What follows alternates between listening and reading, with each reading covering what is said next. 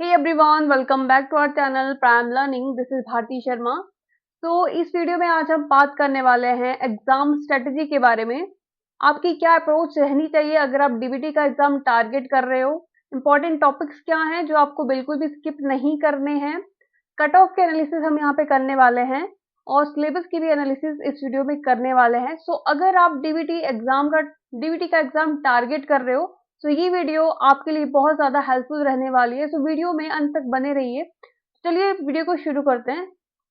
सबसे पहले अगर हम बात करते हैं कि डीबीटी बैट क्या होता है, ठीक है। डीबीटी जो है वो डिपार्टमेंट ऑफ बायोटेक्नोलॉजी, इसकी जो फुल फॉर्म है वो डिपार्टमेंट ऑफ बायोटेक्नोलॉजी है। और बैट का जो एग्जाम है यानी कि बायोटेक्नोलॉजी एंट्रेंस टेस्ट, अगर आप पीएचडी परस्यू करना चाहते हो in the field of biotechnology, ठीक है। अगर आप बायोटेक्नोलॉजी में पीएचडी करना चाहते हो और आप चाहते हो कि आपको साथ में जेआरएफ भी आपको मिलनी चाहिए, फेलोशिप भी आप लेना चाहते हो, तो ये एग्जाम आपके लिए एक अच्छी अपॉर्चुनिटी हो सकता है। डीबीटी का जो एग्जाम होता है, इसका जो रिजल्ट होता है वो इसमें 2 कैटेगरीज में इसका रिजल्ट आता है। जो भी कैंडिडेट्स फर्स्ट कैटेगरी में क्वालिफाई होते हैं उनको जेआरएफ मिलती है from the department of biotechnology. और सेकंड कैटेगरी के जो भी कैंडिडेट्स होते हैं उनको प्रोजेक्ट्स जो भी स्पॉन्सर्ड होते हैं डीबीटी में उनमें एनरोलमेंट मिलती है। ऑलराइट, मतलब जो भी प्रोजेक्ट्स में एनरोल होते हैं तो उनको इनडायरेक्टली जो प्रोजेक्ट्स की फेलोशिप है वो मिलती है।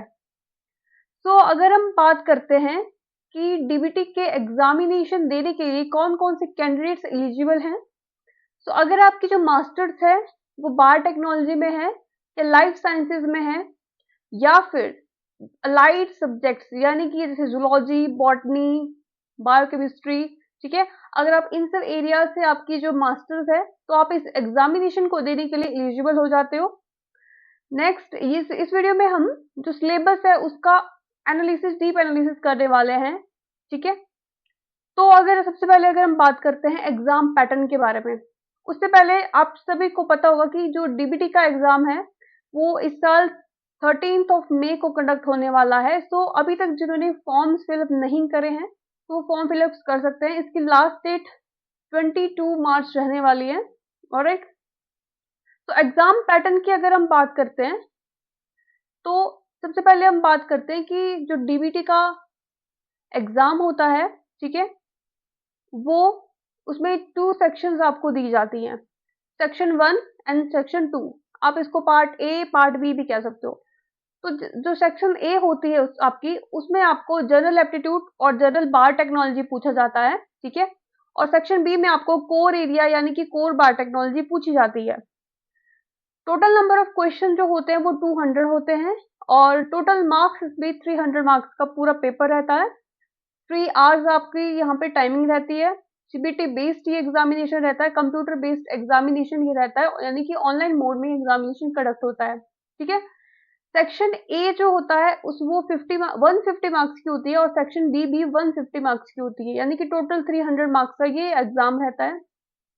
अब बात आती है कि जो सेक्शन ए होता है, ठीक है, उसमें टोटल नंबर ऑफ क्वेश्चंस कितने होते हैं। सो पार्ट ए में टोटल नंबर ऑफ क्वेश्चंस आपके 50 होते हैं और ये 50 के 50 आपके लिए कंपलसरी होते हैं, ठीक है। इसमें कोई भी चॉइस नहीं होती है कि आप इसमें इतने क्वेश्चन कर सकते हो या नहीं कर सकते हो। सो ये कंपलसरी होता है, ठीक है। आपको पूरे के पूरे क्वेश्चन यानी कि ऑल आपके लिए कंपलसरी आपको अटेम्प्ट करने हैं, ठीक है।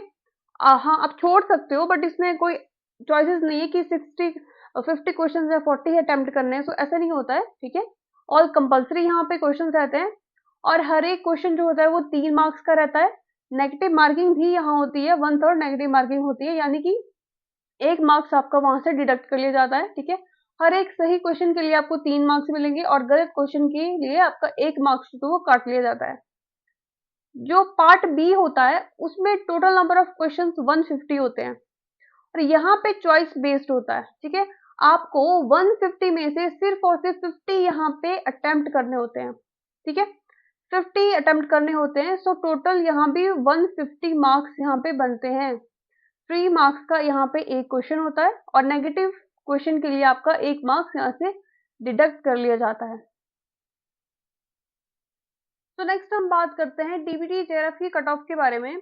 तो डीबीटी जेआरएफ की कट ऑफ जनरली काफी ज्यादा हाई जाती है। तो अगर हम ईयर 2024 की बात करते हैं, जो लास्ट क्वालिफाइंग परसेंट थी डीबीटी जेआरएफ के लिए वो 72% जिनके मार्क्स थे, ठीक है, वो लास्ट क्वालिफाइंग कैंडिडेट्स थे, यानी कि 216 नंबर लास्ट क्वालिफाइंग मार्क्स थे। और कैटेगरी 1 के लिए यहाँ पे 70% यानी कि 210 नंबर यहाँ पे लास्ट क्वालिफाइंग मार्क्स थे फॉर जनरल कैटेगरी, ठीक है। ईडब्ल्यूएस के लिए यहाँ पे 65.33% लास्ट क्वालिफाइंग परसेंटेज थी एंड 63.33% यहाँ पे कैटेगरी 2 के लिए लास्ट क्वालिफाइंग परसेंट थी। मार्क्स की अगर हम बात करते हैं, जिनके भी 196 मार्क्स थे ईडब्ल्यूएस कैटेगरी के, वो लास्ट क्वालिफाइंग कैंडिडेट्स थे और 190, ठीक है, फॉर कैटेगरी 2 के लिए थे। ऑलराइट, अगर हम साल 2023 की बात करते हैं, तो यहाँ पे अब तक की सबसे ज्यादा हाई कट ऑफ यहाँ पे गई थी, यानी कि 73.67% are the last qualifying percentage, यानी कि 221 नंबर यहाँ पे लास्ट क्वालिफाइंग परसेंटेज थी। लास्ट क्वालिफाइंग कैंडिडेट के मार्क्स यहाँ पे 221 थे, जो भी जनरल कैटेगरी से थे। देख लीजिए कि 300 में से यहाँ पे 221 लास्ट क्वालिफाइंग कैंडिडेट था। परसेंट कितनी ज्यादा हाई जाती है इसकी। तो बेसिकली मोस्ट ऑफ जो एग्जाम होते हैं, अगर आप वहां पे 60 to 65% मार्क्स सिक्योर कर लेते हो तो आप क्वालिफाइंग होते हो। बट डीबीटी जेआरएफ के एग्जाम में जो कट ऑफ होती है वो बहुत ज्यादा हाई जाती है। अगर आप इस एग्जाम को टारगेट करना चाहते हो तो आपको यहाँ पे 75% मार्क्स का यहाँ पे आपको टारगेट लेके चलना पड़ेगा। ऑलराइट, ईयर 2022 में जो लास्ट क्वालिफाइंग परसेंटेज थी वो 62% थी एंड 60% आपकी कैटेगरी 2 के लिए थी, ठीक है। 2021 में जो कैटेगरी 1 है उसके लिए लास्ट क्वालिफाइंग परसेंटेज 64.67% थी एंड कैटेगरी 2 के लिए यहाँ पे 62.67% थी, ठीक है। और अगर आप SC/ST कैटेगरी से हो तो अगर आपके 50% यहाँ पे अगर आप मार्क्स सिक्योर कर लेते हो तो आपका यहाँ पे क्वालिफिकेशन पक्का होता है, ठीक है।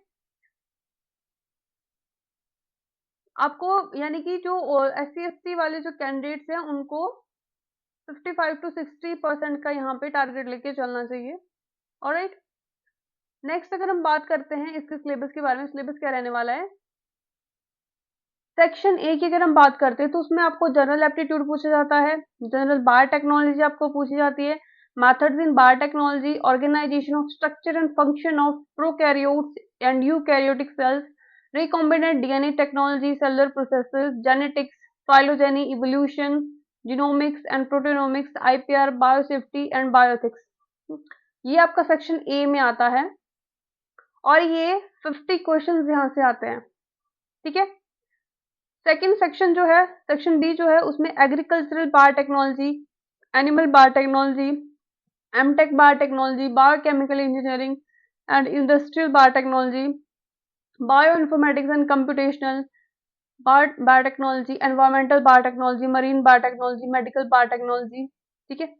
सो इतने सारे सिलेबस जो है वो आपको डीबीटी के एग्जाम में आता है।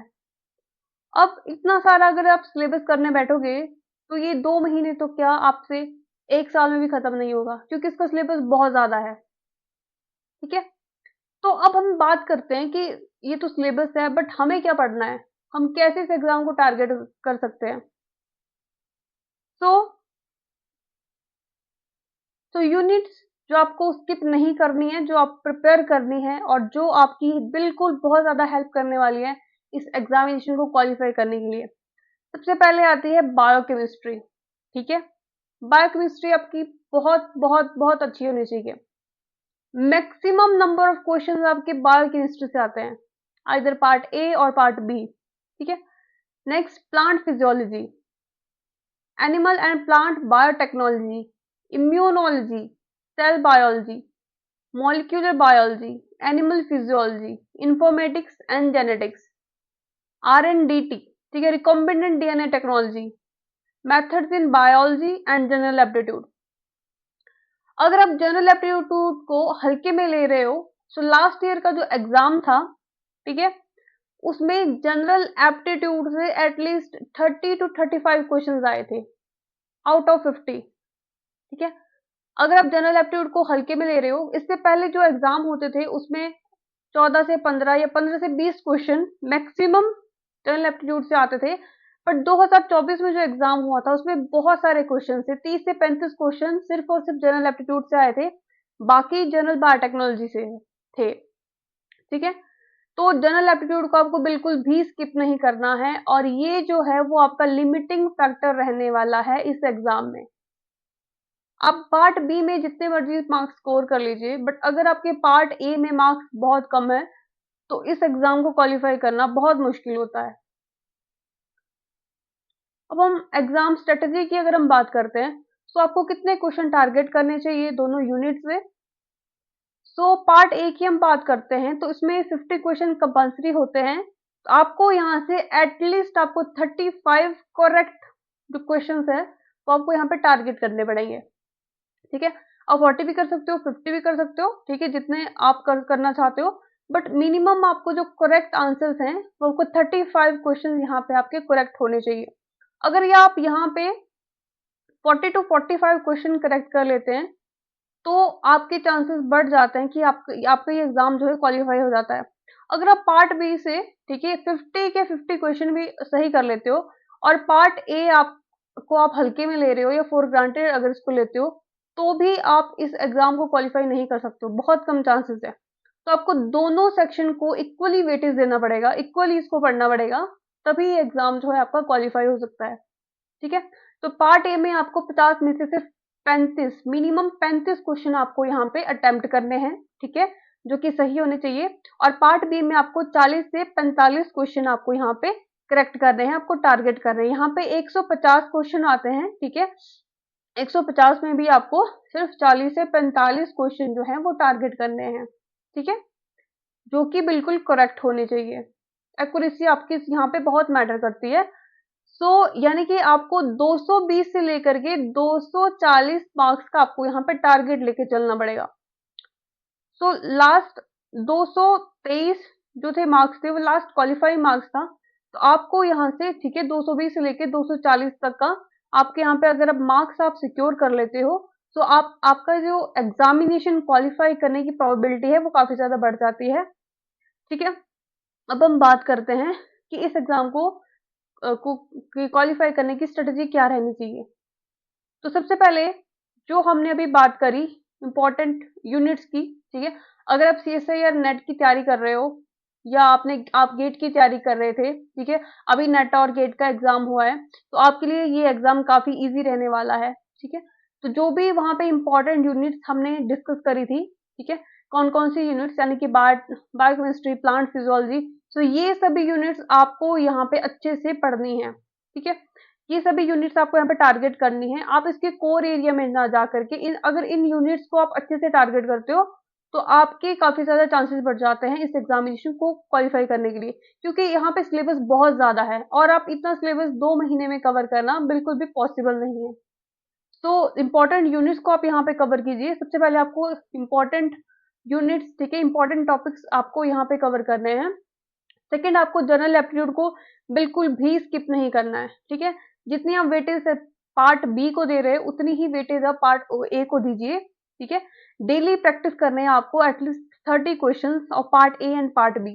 ऑलराइट, नेक्स्ट, आपको लास्ट 10 इयर्स के जितने भी डीबीटी के एग्जाम हुए हैं उनके जो पीवाईक्यू है उनको सॉल्व करना है। सीएसआई और नेट के पीवाईक्यू जो बी सेक्शन में आते हैं या फिर ए सेक्शन है, उन दोनों को आपको सॉल्व करना है। ठीक है, गेट के पीवाईक्यू आपको सॉल्व करने हैं, तो ये काफी ज्यादा आपको हेल्प करेगा आपके मार्क्स इंक्रीज करने में। ठीक है, अगर काफी काफी ज्यादा क्वेश्चन जो होते हैं, टॉपिक्स जो होते हैं वो रिपीट होते हैं, तो आप जब भी इन क्वेश्चन को एनालाइज करोगे, आप टॉपिक्स या क्वेश्चन पेपर को एनालाइज करोगे, तो आपको बहुत सारे ऐसे टॉपिक्स मिलेंगे जो हर बार रिपीट होते हैं और वहां से क्वेश्चन हर बार आते हैं, तो ये जो टॉपिक्स होते हैं वो आपकी सिलेक्शन के चांसेस काफी ज्यादा बढ़ा देते हैं।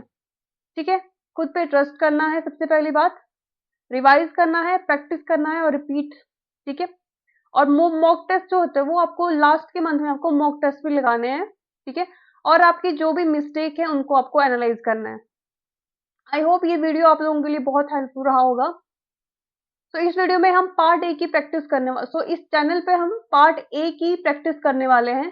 तो जो भी कैंडिडेट्स पार्ट ए को, ठीक है, पार्ट ए के लिए तैयारी करना चाहते हैं, तो इस आप प्राइम लर्निंग को सब्सक्राइब कीजिए, ठीक है, वीडियोस को लाइक कीजिए। बहुत जल्दी पार्ट ए के लिए बहुत सारी इंपॉर्टेंट वीडियोस आप लोगों के लिए लेके आने वाले हैं। सो आज के लिए बस इतना ही। Thank you so much all.